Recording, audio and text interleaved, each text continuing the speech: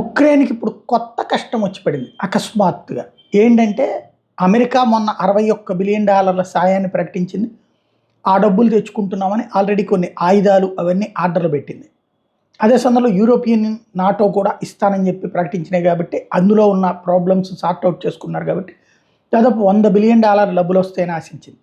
తీరా చూస్తే ఇప్పుడు NATO boss $100 billion 5 year aid ప్యాకేజీని ఎబేయన్స్‌లో పెట్టుకొచ్చారు.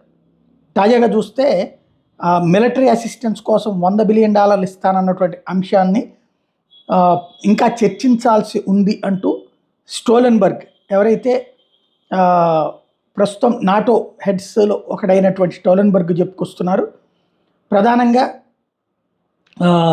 ఎక్కడైతే నాటోకు సంబంధించినటువంటి అంశాల్లో ఇంకా క్లారిటీ రాలేదు, అలాగే యూరప్ దేశాలకు సంబంధించి ఇంకా క్లారిటీ రాలేదు కాబట్టి మొత్తం కొన్ని దేశాలు ఇంకా అబ్జెక్షన్ రైజ్ చేస్తున్నాయి అన్నారు. అంటే మేబీ హంగరీ లాంటి వాళ్ళు అబ్జెక్షన్ రైజ్ చేస్తున్నటువంటి వల్ల ఆగుతున్నట్టుంది.